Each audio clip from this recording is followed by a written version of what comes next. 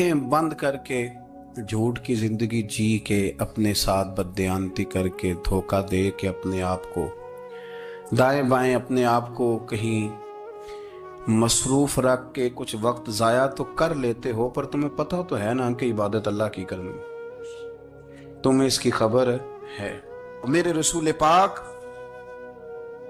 अलैहि वसल्लम ने फरमाया, बंदा अल्लाह के सबसे करीब उस वक्त होता है जब वो सजदे की हालत में होता है। किसके करीब होता है? अल्लाह के सबसे करीब होता है। वो बड़ा नेड़े है रब के, बड़ा करीब है, इसलिए कि वो हालत सजदा में, वो जब सजदे करता है ना, उसकी बारगाह में जब झुक जाता है। आप जरा सजदे की कैफियत देखें ना, जुबान भी यहाँ है, आंख भी यहाँ है, कान भी, अकल भी सारी, इसने सारा कुछ रख दिया सजदे।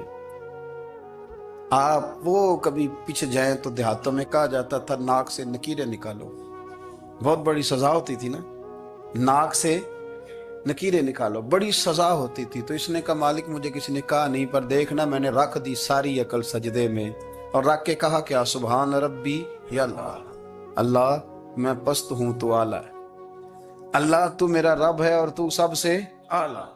इतना, और फरमाया जब ये इस कैफियत में होता है तो फिर ये अपने रब के करीब होता है। मेरे नबी करीम अलैहिस्सलातु सलाम ने मुसल्ले से दिल लगाने का दर्स दिया, हुजूर ने तवज्जो दिलाई। सहाबा इस ज़ौक़ के हामिल लोग थे, वो कोशिश करते थे। जनाब सिद्दीक़ अकबर रज़ी अल्लाह तआला अन्हु का इबादत का मिजाज हमेशा कायम रहा। हज़रत उमर फारूक सारी सारी रात अल्लाह के हुजूर खड़े रहे। हज़रत उस्मान गनी रज़ी अल्लाह तआला अन्हु इशा की नमाज पढ़ के 2 रकतों की नियत बांधते थे, 15 सिपारे पहली रकत में पढ़ देते और 15 सिपारे कुरान मजीद के दूसरी रकत में पढ़ देते। आपने ना हज़रत उमर फारूक के विसाल के बाद उनकी एक बेवा से निकाह किया, हज़रत उस्मान गनी ने निकाह किया। वो खातून आपके निकाह में आई तो अर्ज करने लगी, अमीरुल मोमिनीन मेरे लिए एजाज़ तो बहुत है कि मैं अमीरुल मोमिनीन की बेवा थी तो अमीरुल मोमिनीन की मनकूहा हो गई हूँ, लेकिन हुजूर न तो मैं जवान हूँ कि मेरे अंदर रगबत होती और ना मैं अब इस काबिल हूँ कि कोई खिदमत कर सकूँ, मेरे साथ निकाह की वजह क्या बनी?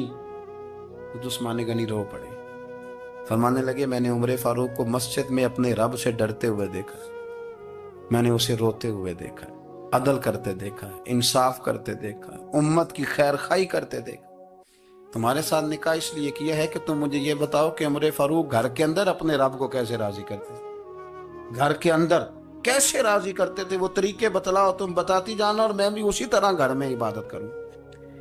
जिस घर में अल्लाह का जिक्र होता है वो घर जिंदों का है, और जिस घर में रब करीम का जिक्र नहीं होता वो घर जिंदों का नहीं है।